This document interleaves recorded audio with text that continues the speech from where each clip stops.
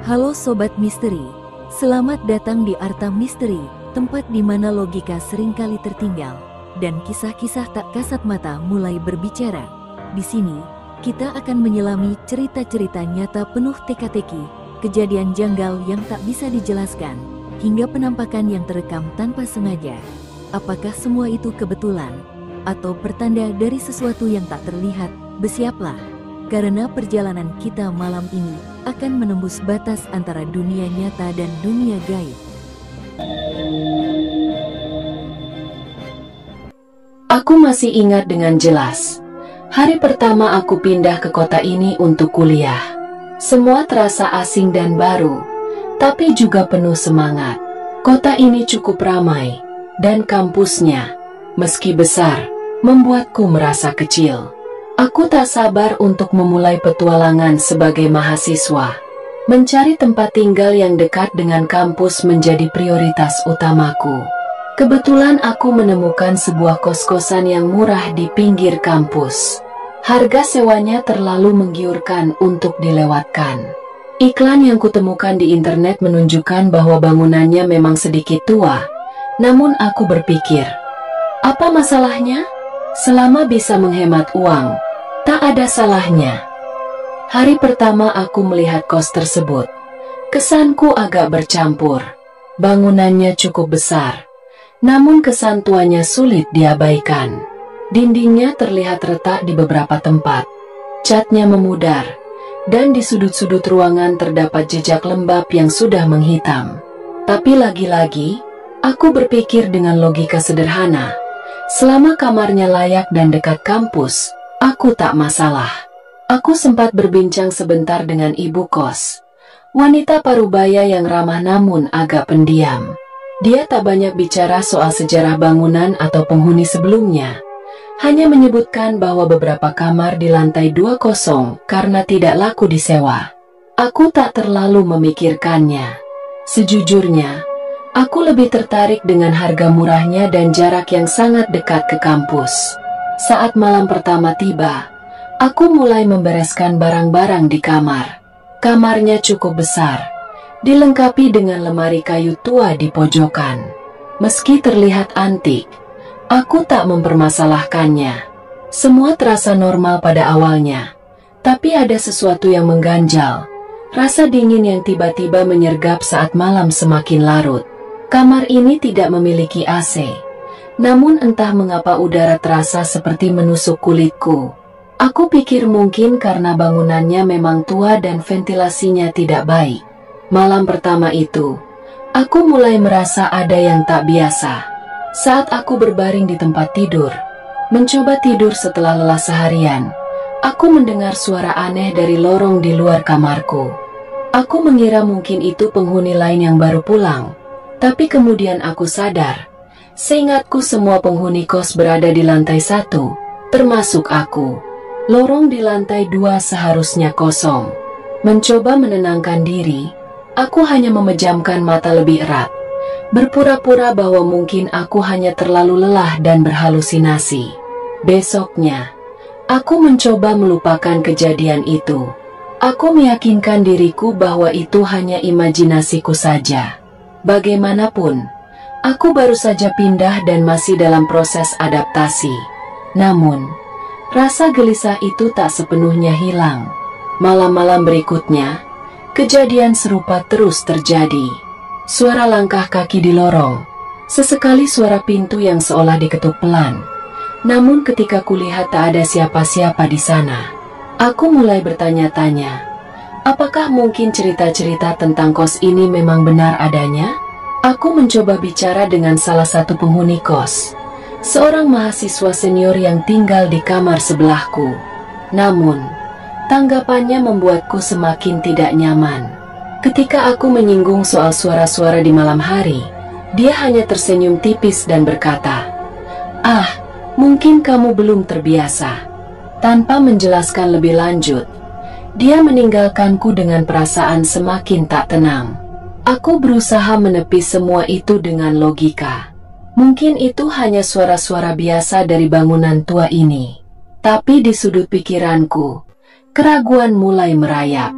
Aku tak tahu apa yang sebenarnya terjadi di tempat ini, namun satu hal yang pasti, aku mulai merasakan ketakutan yang tak bisa kujelaskan. Hari-hari berikutnya terasa semakin aneh.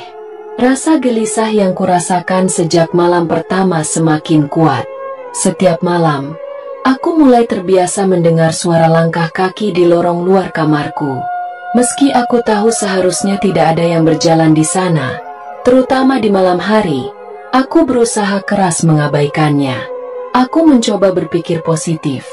Mungkin itu hanya bangunan tua yang berderit atau penghuni lain yang tak sengaja lewat. Namun, entah mengapa setiap kali suara itu terdengar, perutku terasa mual, seolah ada sesuatu yang salah. Suatu malam, kejadian itu semakin jelas.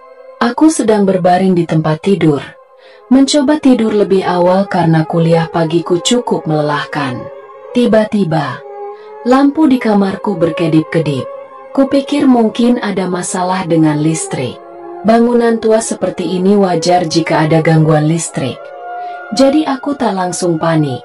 Namun, setelah beberapa detik, lampu mati total.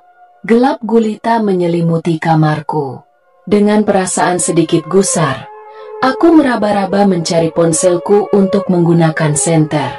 Anehnya, ketika aku membuka pintu kamarku untuk melihat apakah ada masalah di seluruh kos, aku melihat bahwa lampu di lorong masih menyala dengan terang.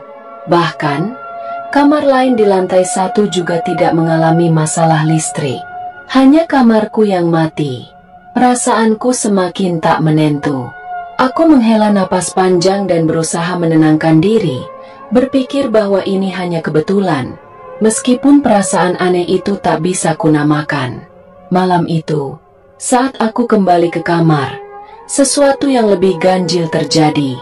Aku baru saja menutup pintu dan kembali ke tempat tidur ketika tiba-tiba terdengar suara ketukan pelan. Tok tok tok. Suaranya teratur dan lembut, seolah seseorang mengetuk dengan hati-hati. Aku langsung bangkit dan berjalan menuju pintu. Dengan napas yang tertahan, kubuka perlahan. Tak ada siapapun di luar. Lorong sepi, sunyi, hanya diterangi cahaya lampu yang redup. Kututup pintu lagi, mencoba memaksa diriku berpikir jernih. Mungkin ada penghuni yang iseng, atau mungkin aku hanya terlalu lelah. Tapi bagaimana menjelaskan suara langkah kaki yang terus terdengar setiap malam? Keesokan harinya, aku memutuskan untuk bertanya lagi kepada penghuni lain tentang kejadian aneh ini. Salah satu mahasiswa senior yang tinggal di lantai bawah, Mas Budi, orang yang terlihat paling ramah, tampak menjadi pilihan tepat. Saat sarapan di ruang tengah, aku memberanikan diri menanyakan apakah dia juga pernah mendengar suara langkah kaki atau mengalami mati lampu seperti yang kualami.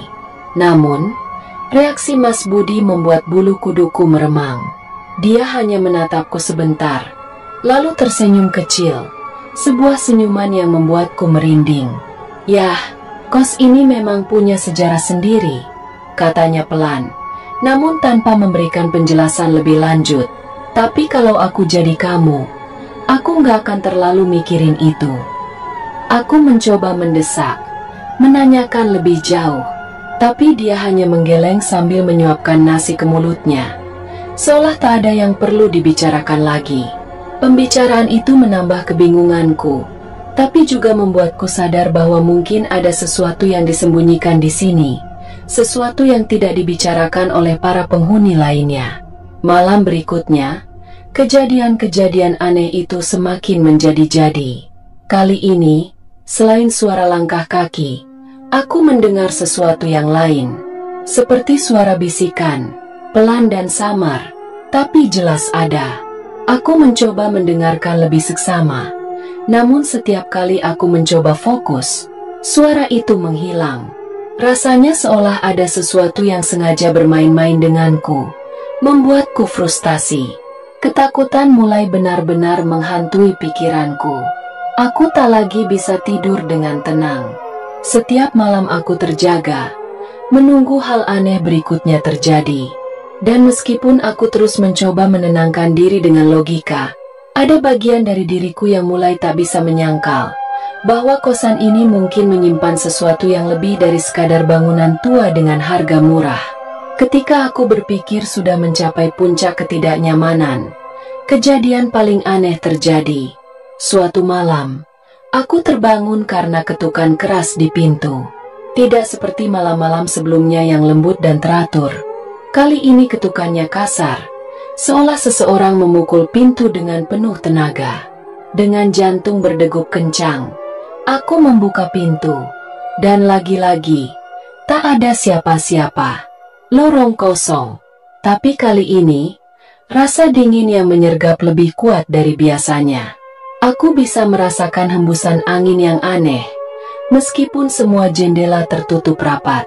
Hati kecilku mulai bertanya, apa yang sebenarnya terjadi di sini? Kos ini mulai terasa semakin mencekam, dan aku tak yakin bisa bertahan lebih lama lagi jika terus begini.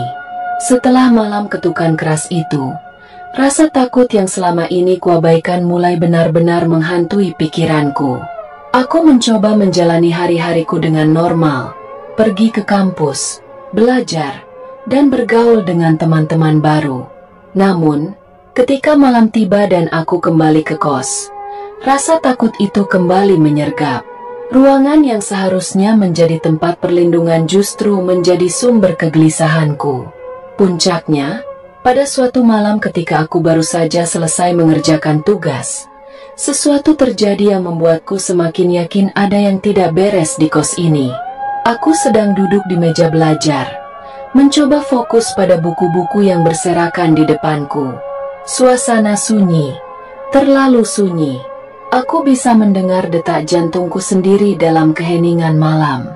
Tiba-tiba, dari sudut mataku, aku melihat sesuatu bergerak. Aku menoleh cepat ke arah lemari tua yang berada di pojok kamar. Di sana, di sudut ruangan, terlihat bayangan gelap, samar namun jelas ada. Aku berusaha meyakinkan diriku bahwa itu hanya bayangan dari lampu meja yang tidak begitu terang. Tapi bayangan itu tidak hilang. Bahkan, ketika aku memindahkan posisi lampu, bayangan tersebut tetap berada di tempat yang sama, seolah tidak terpengaruh oleh perubahan cahaya di ruangan. Semakin lama aku menatapnya, semakin jelas aku melihat bahwa bayangan itu tidak berasal dari apapun di kamar. Rasanya seperti ada sesuatu yang berdiri di sana, mengawasi, namun tidak terlihat wujudnya. Rasa dingin mulai menyelimuti tubuhku. Aku merasakan keringat dingin mengalir di punggungku, meskipun udara di luar tidak terlalu dingin. Aku berusaha memejamkan mata dan menarik napas panjang, mencoba mengalihkan perhatian. Hanya imajinasi, bisikku pada diri sendiri. Tapi rasa takut itu terlalu kuat untuk kuabaikan. Setiap kali aku mencoba untuk tidur, bayangan itu terasa semakin nyata. Bahkan ketika aku memalingkan pandangan, aku tahu ia masih ada di sana, berdiri diam di pojok kamarku. Malam berikutnya, bayangan itu kembali muncul. Kali ini lebih jelas dan lebih mengganggu.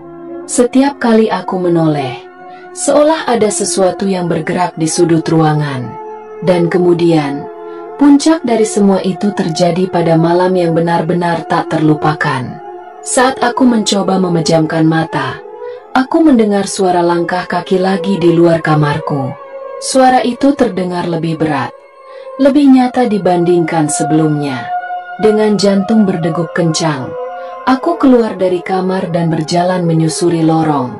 Di ujung lorong, di bawah cahaya lampu yang redup, aku melihatnya. Sosok seorang wanita berpakaian putih, berdiri diam. Rambutnya panjang menjuntai, menutupi sebagian wajahnya. Aku membeku, tidak bisa bergerak, hanya menatap sosok itu dengan penuh ketakutan. Tanpa berpikir panjang, aku mendekatkan diri, mencoba memastikan apakah itu benar-benar seseorang. Namun, semakin aku mendekat, sosok itu semakin kabur. Sampai akhirnya, ketika aku hampir menyentuhnya, ia menghilang begitu saja. Hanya ada dingin yang tiba-tiba menyergap. membuat bulu kuduku berdiri. Aku berdiri terpaku di lorong itu, tidak tahu apa yang baru saja kulihat. Nafasku memburu, kepalaku terasa berat. Itu bukan hal yang bisa dijelaskan dengan akal sehat. Aku tahu betul apa yang kulihat. Itu bukan bayangan, bukan halusinasi. Sesuatu benar-benar ada di kosan ini. Sesuatu yang tidak seharusnya berada di dunia ini. Aku kembali ke kamar dengan tangan gemetar. Kali ini, tidak ada lagi penyangkalan. Kos ini menyimpan rahasia kelam yang lebih dari sekadar bangunan tua. Dan aku mulai memahami bahwa mungkin arwah wanita itu masih gentayangan, tidak pernah meninggalkan tempat ini. Aku tak bisa tidur malam itu, dan setiap suara, setiap gerakan di sekitar terasa seperti ancaman. Aku mulai mempertanyakan keselamatanku.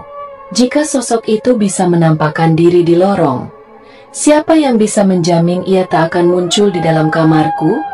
Bayangan di pojok ruangan seolah semakin nyata, dan aku merasa terperangkap di tempat ini, terjebak dalam sesuatu yang tak sepenuhnya bisa kupahami.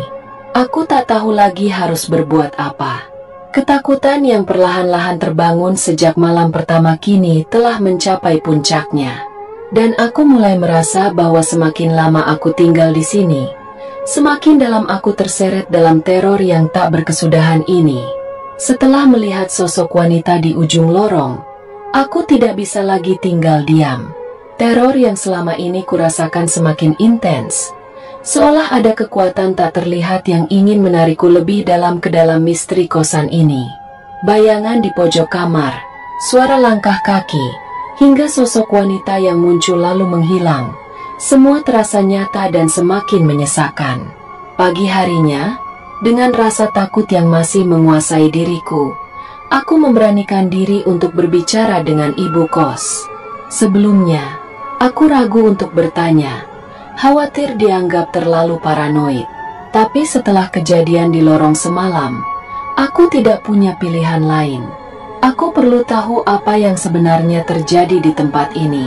Ketika aku menemui ibu kos, dia sedang duduk di beranda kecil di depan rumahnya, tampak sibuk menyiram tanaman. Aku mengucapkan salam, dan dia membalas dengan senyum hangat yang selalu ia tunjukkan. Aku duduk di sebelahnya, mencoba mencari kata-kata yang tepat untuk memulai percakapan. Bu, aku membuka pembicaraan dengan hati-hati. Saya ingin bertanya tentang kos ini. Apa pernah ada kejadian aneh di sini? Ibu kos terdiam sejenak. Ekspresinya berubah, meskipun masih mencoba tersenyum. Kenapa? Nak, ada yang mengganggu kamu? Aku menarik napas panjang, lalu mulai menceritakan semua kejadian yang kualami. Mulai dari suara langkah kaki, lampu yang sering mati sendiri, hingga sosok wanita yang kulihat di lorong. Saat aku selesai bercerita, ibu kos menatapku dengan tatapan serius, seolah sedang mempertimbangkan apakah dia harus jujur padaku atau tidak. Akhirnya, dia menghela napas panjang dan berkata, sebenarnya, ada hal yang memang jarang dibicarakan tentang kos ini. Nak, beberapa tahun lalu, sebelum kamu tinggal di sini, ada seorang penghuni yang mengalami hal tragis. Dia adalah seorang mahasiswi, tinggal di kamar yang sekarang kamu tempati. Aku merasakan bulu kuduku berdiri mendengar penjelasan itu.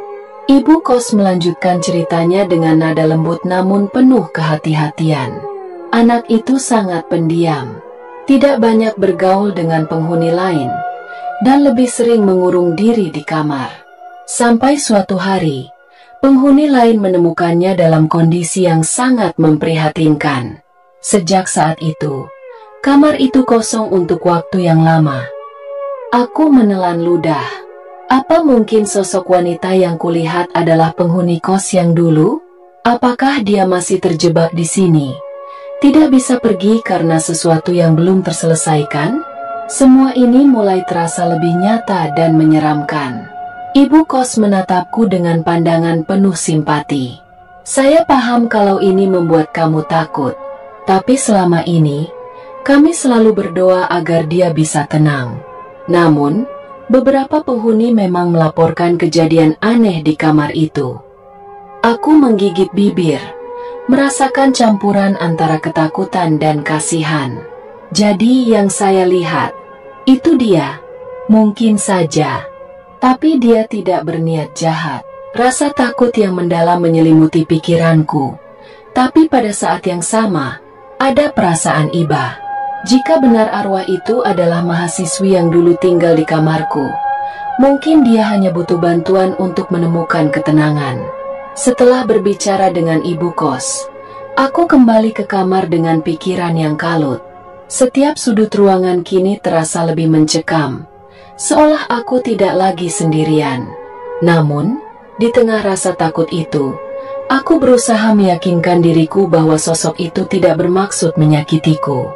Dia hanya terjebak di antara dua dunia, tanpa tahu bagaimana cara pergi. Malam itu, aku kembali mendengar suara langkah kaki di lorong, kali ini lebih pelan. Dan meskipun rasa takut masih menyelimutiku, aku mencoba untuk tidak panik. Aku menutup mata dan berdoa dalam hati, berharap arwah itu bisa menemukan kedamaian yang dia cari. Tetapi, entah mengapa, aku tahu ini belum berakhir. Kejadian malam itu akan menjadi salah satu malam terpanjang dalam hidupku, di mana aku berhadapan langsung dengan sesuatu yang tidak bisa kulihat, namun bisa kurasakan kehadirannya.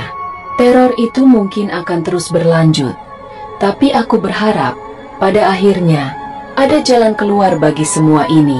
Setelah malam yang penuh ketegangan dan keputusasaan itu, aku merasa seolah terperangkap dalam siklus yang tak berujung.